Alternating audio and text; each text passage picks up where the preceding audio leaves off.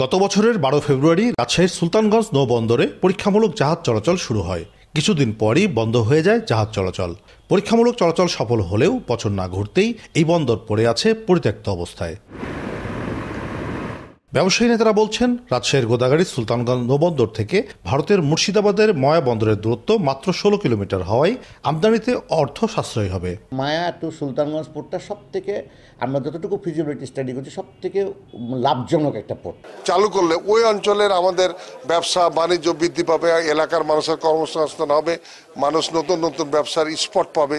এই জন্য এটি জরুরি ভিত্তিতে মায়া সুলতানগঞ্জ চালু করার জন্য সরকারকে উদ্যোগ নেওয়ার জন্য অনুরোধ জানাচ্ছি। পরীক্ষামূলক চলাচল সফল হলেও দীর্ঘদিন নৌবন্দর চালু না হওয়ায় একে অপরকে দুষছে নৌপরিবহন কর্তৃপক্ষ ও জাতীয় রাজস্ব বোর্ড।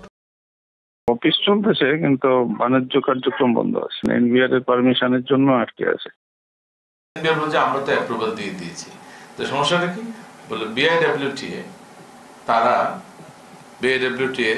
তারা ইনফ্রাস্ট্রাকচার তৈরি করছে না বলে আমরা কিছু করতে পারতেছি না। তার মানে এটা এখন একজনকে দোষারোপ করছে। সুলতানগঞ্জ নৌবন্দর চালু হলে রাজশাহী অঞ্চলের কৃষি অর্থনীতি শিল্পভিত্তিক অর্থনীতিতে পরিণত হবে বলে মনে করেন অর্থনীতিবিদরা।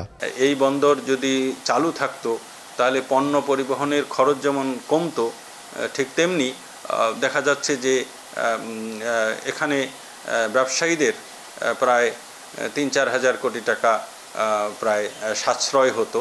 দ্রুত সময়ের মধ্যে এই বন্দরে আমদানি রপ্তানি চালু হবে এমনটা প্রত্যাশা রাজশাহী অঞ্চলের ব্যবসায়ীদের। কাজী শাহেদ, দেশ টিভি, রাজশাহী।